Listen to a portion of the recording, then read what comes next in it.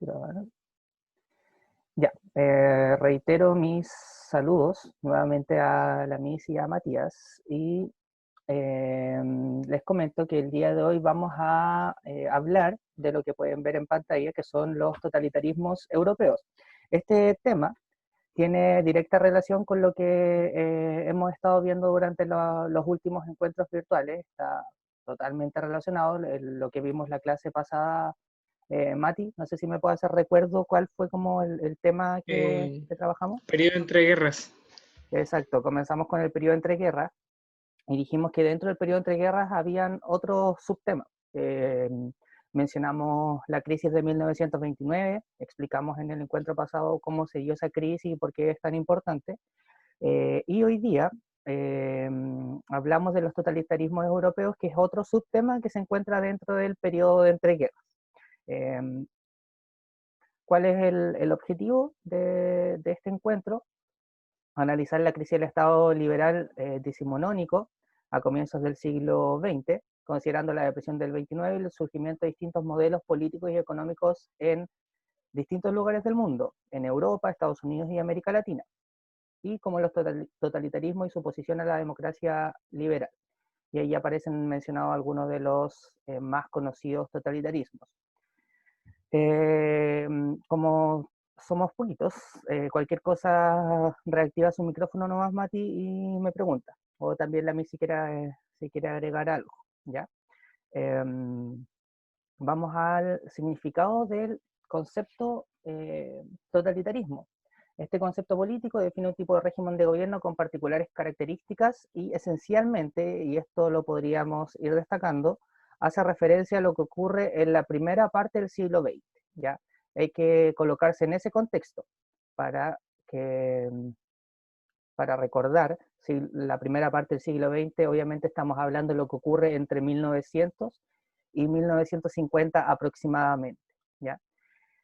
Algunos ejemplos de estos llamados o denominados totalitarismos. Agrupó a varios movimientos políticos con inspiraciones ideológicas divergentes. ¿Qué quiere decir esto? Que sean todos totalitarismos no significa que todos son iguales. Obviamente hay diferencias entre cada uno de ellos. Y eso es lo que vamos a ver hoy día, cuáles son los elementos en común entre estos totalitarismos, cuáles son los elementos que los diferencian, etc. Uno de los más conocidos es el llamado fascismo y se da lógicamente en Italia. Otro totalitarismo es el nazismo, también sumamente conocido y se desarrolla esencialmente en Alemania. Y aparte de estos dos, que son más o menos similares, se desarrolla el llamado comunismo y que se da en Rusia o en la Unión Soviética, como queramos llamarle. ¿Okay? Esos son entonces los tres totalitarismos mayormente conocidos. Vamos al contexto temporal. ¿Cómo surgen estos sistemas políticos? Hablábamos acá que de la primera parte del siglo XX, entonces el tercer punto, que es el que estoy marcando ahí con el lapicito, el contexto temporal está relacionado a ese punto, primera parte del siglo XX. Durante la década del 1920, emergen y desarrollan los movimientos políticos que son considerados totalitarios para considerarse en el poder en la década posterior. ¿Qué significa esto? Que en general el comunismo, el fascismo y el nazismo surgen en la década de 1920, con excepción del comunismo que surge un poquito antes, pero se van desarrollando en esta década de 1920 y ya concretamente tienen una importancia en el mundo en la siguiente década, es decir, desde 1930 en adelante. Ahora, si buscamos algunas respuestas de por qué se desarrolla estos totalitarismos, podemos mencionar un desencanto social con el sistema político existente hasta ese momento. Y obviamente, ¿cuál era el sistema político que tenía mayor preponderancia o se había dado de forma más clara? Era el liberalismo. Le pregunto a Matías, Matías, ¿en qué lugar del mundo se desarrolla o se desarrollaba este liberalismo como base? Gran Bretaña, si no me equivoco, A ver, ¿no? sí, por una parte Gran Bretaña, ¿y qué otro país que también? Francia. A ver, es que son países donde A sí se ver, desarrollan estos sistemas, pero ¿cuál es como el país como insigne de que representa el liberalismo y el capitalismo? Estados Unidos, ¿no? Estados Unidos, ¿ya? Gracias, Mati. Efectivamente, Estados Unidos entonces es donde se representa de mejor manera tal vez el desarrollo de este llamado liberalismo. ¿Y qué es lo que ocurre en la década del 20 que viene a derrumbar este sistema económico? Em, Obviamente fue la crisis económica de 1929, ¿ya?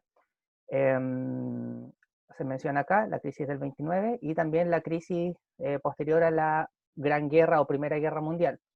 ¿Qué significa esto? Que una vez finalizada la Primera Guerra Mundial, muchos de los países que habían desarrollado este sistema comenzaron a darse cuenta que no estaba rindiendo los frutos que eran necesarios. Entonces, por eso surgieron, como respuesta a esas problemáticas, estos otros modelos políticos y económicos. ¿Ok?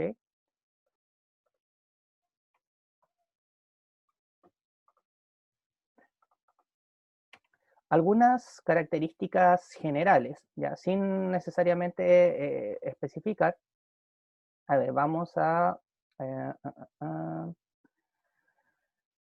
a ver, acá, obviamente, yo creo que ya Matías lo conoce muy bien. Tenemos el símbolo de uno de los totalitarismos, que sería el nazismo. Matías, ¿este segundo símbolo a quién representa o a qué modelo? la Unión Soviética. O Ya, muy sea, bien. el comunismo en este Sí, caso y el tercero comunismo. el fascismo, lo dice ahí mismo. Claro, y obviamente el fascismo que se desarrolla esencialmente en Italia. Eh, Veamos cuáles son los puntos comunes que tenían estos totalitarismos antes de entrar en las diferencias. Primero, podríamos mencionar como un punto común la subordinación del individuo al Estado. ¿Qué significa esto? Significa que aquí lo esencial es el Estado. Hoy día, por ejemplo, en nuestra actual sociedad podríamos mencionar que lo primero son las libertades de las personas. Eh, y yo creo que la gran mayoría de nosotros estaría de acuerdo con eso. Pero bajo estos modelos económicos, bajo estos totalitarismos, las libertades de las personas se restringen de forma muy notoria y lo principal es el Estado, o sea, las autoridades políticas que gobiernan son las que toman las decisiones para todo. ¿Ok? Ese es el primer punto. El segundo punto o rasgo común es que solo un partido político controla todo. Eh, Hoy día, en nuestro país, ustedes saben que existen varios partidos políticos y eso es una de las razones por las cuales podríamos decir que vivimos en una democracia. Hay pluripartidismo, ¿ya? Hay más de un partido político. Eh, Sin embargo, bajo estos modelos económicos y políticos, solamente es un partido el que está a cargo, no se permiten más, ¿ya? Esa es otra característica importante de un totalitarismo, no olvidar. Un tercer punto común, control policial de la disidencia política. ¿Qué podría significar eso? ¿Alguna idea? Control policial de la disidencia política. ¿Qué es la disidencia Eh, política?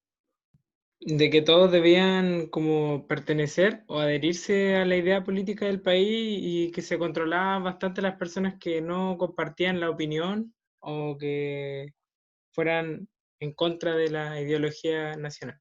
Correcto, muy bien Matías. ¿Ya? Claro, disidencia, por ahí un concepto que tal vez no se escucha tanto, pero hace referencia a los que difieren, a los que no están de acuerdo con algo. Entonces, los que no estaban de acuerdo con este modelo económico, con estos modelos políticos, eh, se veían, digamos, después bastante complicados porque existía un control policial para estas personas. ¿Ya? Otra característica o rasgo común es la exaltación de la figura del líder político. Eh, Matías, ¿cuál es el nombre del líder político del fascismo? Era Mussolini, ¿Mm? sin- ¿Sí, del nazismo?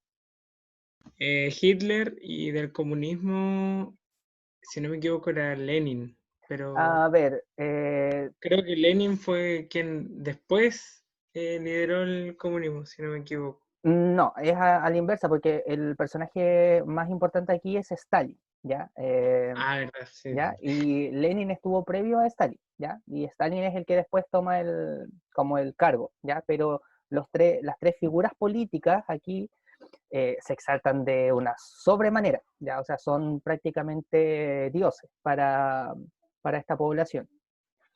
Eh, Como otro punto importante u otra característica común es el uso de la propaganda y grandes concentraciones. Cuando hablamos de uso de la propaganda hace referencia a cómo se transmitía el mensaje de la importancia de este totalitarismo, ¿ya? A través de afiches, de diarios, de películas, etcétera. Eh, Y cuando hablamos de las grandes concentraciones, se refiere a que en general, si nosotros buscamos un discurso de Stalin, si buscamos un discurso de Hitler, de Mussolini, nos vamos a encontrar que ellos se dirigían o hablaban hacia una gran cantidad de personas y sin mayores complicaciones. Cada uno ahí tenía un estilo diferente de comunicación, eh, pero todos lo hacían, ya todos se hablaban frente a una gran cantidad de personas, frente a miles de personas. ¿Ya? Y un nacionalismo exacerbado. ¿Qué quiere decir esto? Que dentro de lo más importante de cada uno de estos totalitarismos, el concepto de nación, de nacionalismo, de la importancia del nacionalismo es todo, ya es lo principal y es como la motivación que ellos daban a su pueblo para seguirlo y para ser parte de esta ideología. ¿Alguna duda? ¿Consulta? No, profe, todo bien. ¿Ya? Vamos al primer totalitarismo. ¿Cuál es el primer totalitarismo que vamos a mencionar acá? Es el comunismo. ¿Ya? Aquí una imagen que, si te das cuenta, Matías, y se da cuenta Miss, muestra a la figura. Recién hablábamos cuáles eran algunas de las características de cada uno de estos totalitarismos. Y acá, por ejemplo, hay un afiche o algo similar, una especie de publicación, donde vemos que Stalin, ¿ya? Aquí primero se ve como, es como si lo hubiesen tomado una fotografía desde abajo, o sea, se enaltece a esta figura. Otro punto es que nos damos cuenta que conduciendo o lleva un timón, ¿ya? Va conduciendo esta especie de barco que podría ser la representación de la Unión Soviética. ¿Ya? Entonces es como el gran líder que lleva a su nación hacia un destino eh, muy promisorio. ¿Ya? Eso es ahí un claro ejemplo de la exaltación de la figura al líder. ¿Cómo surge este totalitarismo, este comunismo? Dice, tras el triunfo de la Revolución Rusa, algunos de los rasgos totalitarios ya están presentes, pero es en el periodo de Stalin, o periodo stalinista, que va desde 1924 hasta el 53, donde se desarrolla de forma más evidente eh, este totalitarismo, ¿ok? ¿Qué fue lo que se hizo dentro del gobierno de Stalin? ¿Ya? Se aplicó una llamada política del terror para aplastar la disidencia interna. ¿Qué significa esto? Como hablábamos de antes, cada totalitarismo tenía un control policial bastante riguroso, donde los que no estaban de acuerdo derechamente eran encarcelados o simplemente se les mataba. Ya no había mayor opción. Por eso se habla de aplastar la disidencia interna, los mismos enemigos que nombraban y que surgían dentro de su propio país. Realizó purgas al interior del Partido Comunista y el Ejército Rojo, es decir, buscar a quien no estaba de acuerdo o quien estaba en contra de lo que él planteaba y lo que esta ideología planteaba. E implementó estrategias de industrialización y colectivización forzosa. Este último punto que estoy marcando ahora tiene que ver con algo más bien económico, ¿ya? Rusia, si vamos a la Primera Guerra Mundial, no es un país que destaque demasiado por tener una economía muy desarrollada. Sin embargo, con Stalin, que va desde 1924 hasta el 53, sí comienza a través de esta industrialización y colectivización, comienza a darle a la Unión Soviética mayor importancia y mayor poder económico, ¿ya? Lo cual lo llevó a ser parte después de la Segunda Guerra Mundial y destacarse, y lo cual lo llevó también a después destacar en el periodo de Guerra Fría, porque si no hubiesen tenido un desarrollo económico no hubiese sido mayormente relevante.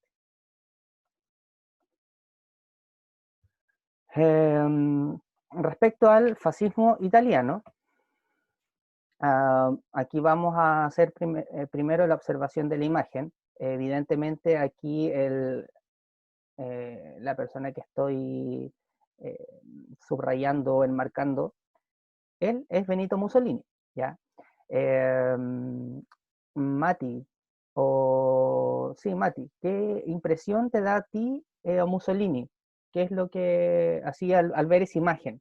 Como, ¿qué mensaje te Que es transmite? como un personaje intocable, Mm, más que nada, así como al estar alrededor de gran cantidad de gente como resguardado, o sea mm, que prácticamente la persona principal, que es como lo que se destaca en gran cantidad de los afiches de los totalitarismos, que se muestra correcto. como un dios supremo, así. Exacto, sí, muy bien. Muy bien ahí lo que menciona Matías, efectivamente da la impresión de que es un ser, un personaje divino e intocable, y además no es menor lo que mencionaba respecto a que está rodeado, no de cualquier tipo de persona, o no de cualquier persona, digamos, que iba en la calle, sino de los llamados camisas negras, que era como su fuerza policial que cumplía con el rol de mantener en orden todo lo que ocurría dentro de Italia. Y la postura que tiene igual Mister, porque está con los brazos hacia el costado Eh, y las mm, manos y la cara, porque su cara también dice mucho. Entonces igual él tiene una postura como, oye, estoy aquí, el respeto, ¿cierto? Y no es una cara de está contento, por el mm, contrario. Y los mm. brazos, porque está haciendo ya un distanciamiento también, o sea, como no se me acerquen, ahí igual dicta mucho su postura lo que hace igual. Sí, exacto, muy bien, Miss, muchas gracias. Y eso se condice con lo que hablábamos en un principio, esta característica de exaltación de la figura del líder, que es lo más importante. Ahora vamos a ver cómo es que surge el fascismo en Italia. Para aquello tenemos que ir nuevamente a la década de 1920, una década muy importante donde sucedieron muchas cosas, que en Italia en general se produce una efervescencia social y política que vino después de la Primera Guerra Mundial, donde podríamos destacar principalmente las demandas obreras que no eran respondidas por el gobierno o por la monarquía de la época, y por la deslegitimación de los partidos políticos. Es decir, la gente tampoco creía demasiado en lo que estaban haciendo los políticos de la época. Entonces, ¿qué es lo que ocurre? Aprovechando esa instancia, aprovechando ese contexto, es que aparece este personaje, Mussolini. Y Mussolini comienza a liderar este llamado partido fascista, ¿ya? Y la gente poco a poco se va sumando porque él los va convenciendo con un discurso que tiene que ver, entre otras cosas, por ejemplo, con que él llamaba a que Italia debía recuperar la grandeza que en algún momento había tenido el Imperio Romano. Entonces, allí vemos que nuevamente se hace esta utilización del nacionalismo, de este sentimiento, para que la gente responda y se adhiera a lo que ellos estaban planteando. El fascismo asume mediante una especie de golpe de Estado. Ya no llegan de manera democrática al poder, es un golpe de Estado. Al igual que en los otros totalitarismos, se utiliza una especie de milicia armada para controlar a la población y para controlar a cualquiera que no esté de acuerdo con esto y que esté realizando algún acto que vaya en contra de ellos. El Estado además se encarga del control de la economía mediante corporaciones gremiales es decir, aquí hay participación de la empresa privada, de los trabajadores, y una participación esencial del Estado, y a eso le llamamos corporativismo. Aplicó un programa de obras públicas y pretendió recuperar territorios coloniales en África. ¿Por qué es importante esto? Porque si nosotros vamos a uno de los temas que hemos mencionado en estos encuentros, podemos ir a lo que llamamos colonialismo e imperialismo. Y en ese instante, si tú te acuerdas, Mati, los dos países más importantes en la época de colonialismo e imperialismo eran Francia y Gran Bretaña. Sin embargo, Italia también tuvo o pudo controlar algunos territorios de África que se perdieron después. Entonces, una como de las motivaciones o de las razones que utilizaba Mussolini para llamar a la población era que debían recuperar esos territorios que alguna vez habían tenido y volver a ser grandes, como en su instante fue el Imperio Romano. ¿Alguna duda? ¿Consulta, Mati? No, perfecto ¿No? todo. Ya, continuemos nomás entonces. Vamos a borrar acá. Y como te podías esperar, el siguiente totalitarismo, muy conocido y muy reconocido, es el del nazismo. Y vamos también a la observación de la imagen. No es sorpresa ver que Hitler está acompañado de Mussolini. Ahí, en esta época, en este contexto, se da algo bastante curioso, porque cuando recién comienza a surgir el nazismo en Alemania, el fascismo en Italia ya llevaba un tiempo desarrollándose. Entonces, cuando se produce como este encuentro, Mussolini mira a Hitler como algo menor, ya, o sea, él sigue en este rol de que Italia iba a ser lo más grande y que él tenía mucho más poder que Hitler y todo aquello. Sin embargo, el tiempo, y esencialmente después de la Segunda Guerra Mundial, nos damos cuenta, y Mussolini se da cuenta, de que Hitler había alcanzado un poder sumamente importante y mucho más relevante que el que él había tenido. En un principio Mussolini entonces mira a Hitler como algo menor, pero después se da cuenta que este personaje había logrado mucho más de lo que él había logrado en esa escala de lo que ellos estaban haciendo. Vamos al origen de este totalitarismo llamado nazismo. Dice, el partido nazi se formó y desarrolló, volvemos a la década del 20. Su punto de inflexión y crecimiento fue en la crisis del 29. O sea, aquí está totalmente ligada a la crisis del 29, una crisis que ocurre en Estados Unidos con un hecho como el desarrollo de un totalitarismo, que en este caso es el nazismo. ¿Qué tiene que ver la crisis con esto? Hitler utiliza esto de la crisis y las consecuencias que había traído la crisis para decir que ese sistema que se había desarrollado, ese liberalismo, no daba resultados. Entonces aquí había que crear un nuevo modelo político y económico. Entre 1933 y 1934 se desarrolla una serie de acontecimientos donde Hitler finalmente llega al poder. A diferencia del fascismo, Hitler llega democráticamente al poder, es electo canciller, pero después se fue tomando ciertas atribuciones, lo cual finalmente derivó en que esto sea un totalitarismo, ¿ya? Y no haya participación de otros partidos políticos. Algunas cosas que se aplicaron como políticas desde Hitler: la exaltación de la raza aria, que Hitler planteaba que era superior al resto del mundo y que debía desarrollarse. También se aplicó una muy grande discriminación hacia muchos grupos sociales. Los más conocidos, obviamente, en cuanto a la discriminación en esta época son los judíos, pero aparte de los judíos hay otro grupo muy importante que fue discriminado y que fue asesinado por este régimen. Podemos mencionar gitanos, gente que tenía o que había nacido, por ejemplo, con alguna dificultad intelectual, en el sentido de, eh, digamos, de algún problema físico o dificultad física. para Hitler y para este régimen simplemente había que exterminarlo. De hecho, Hitler en su instante financia un programa para que toda la gente que se encontraba, digamos, en los que en la época, ojo, en la época llamaban manicomios o algo así, eh, se haga una especie de esterilización masiva para que no puedan reproducirse. Hitler decía que debía solamente desarrollarse la llamada raza aria.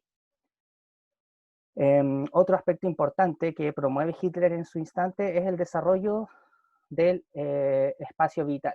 ¿Qué significaba esto? Significaba que Alemania debía expandirse al resto de Europa para poder conseguir las materias primas que necesitaba para ganar una guerra. Hitler se da cuenta que el mundo iba directo hacia una guerra y él debía tener, él y Alemania debían tener, digamos, todas las armas y materias para poder ganar. Entonces, por eso es que Hitler comienza a expandirse y a dominar otros territorios. Control de los medios de comunicación masivo, entre otras características.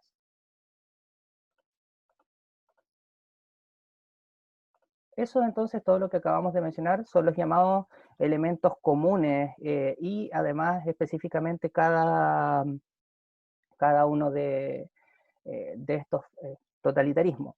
Veamos algunas diferencias que también es importante conocerlas. Hay que diferenciar lo que ocurre entre comunismo y fascismo y nazismo. Son son regímenes distintos. Tienen cosas en común, pero difieren en algunas cosas. Por ejemplo, el comunismo, teóricamente, planteaba que su ideología debía expandirse al resto del mundo. No así el nazismo, que hablábamos recién de que debía ser utilizado y que era solo para los de esta denominada raza aria que Hitler llamaba. Esa es una diferencia muy importante. El comunismo quiere expandir estas ideas, en cambio el nazismo y el fascismo no. Es como algo mucho más cerrado.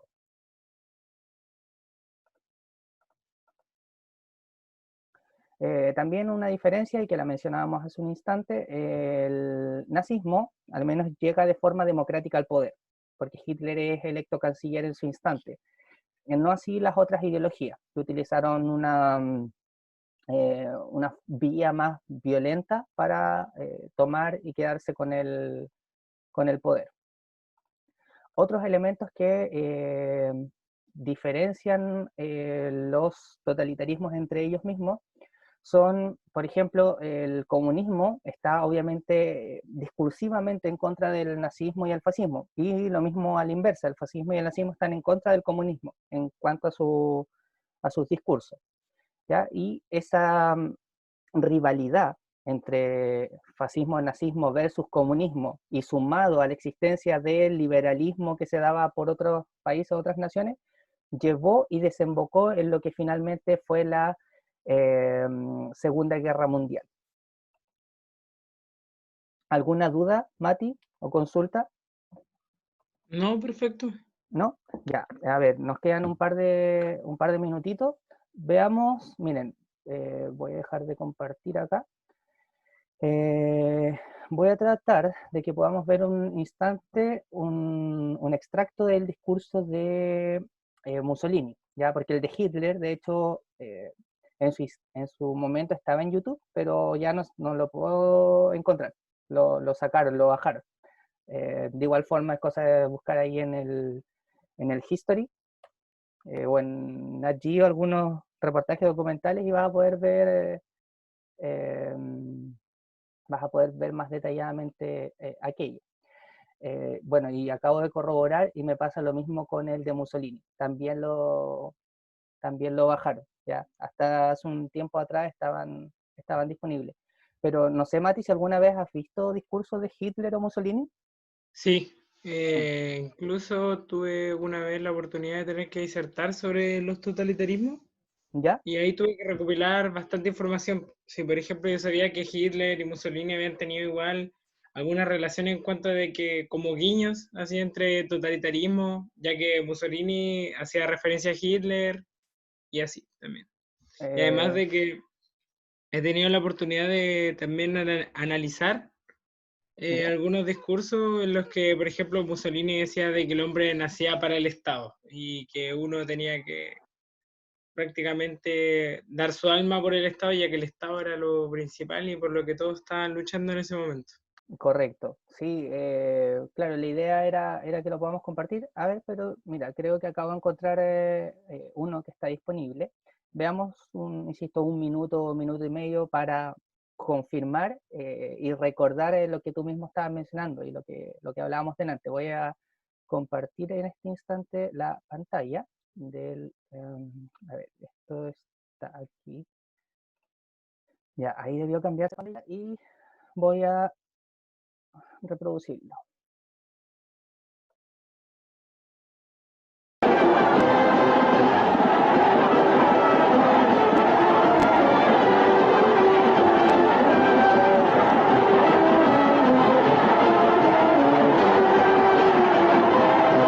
Camicie nere!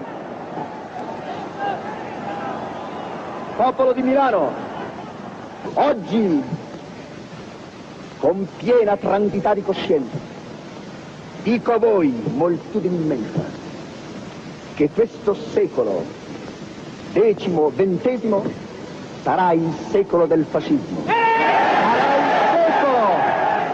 Sarà il secolo della potenza italiana.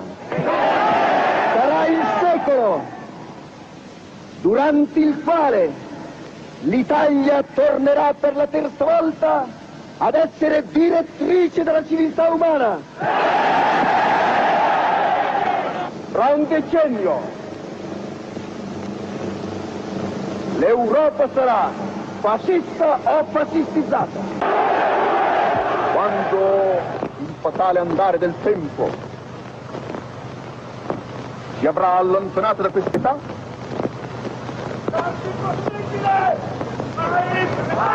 gli uomini verranno a vedere quello che noi abbiamo compiuto.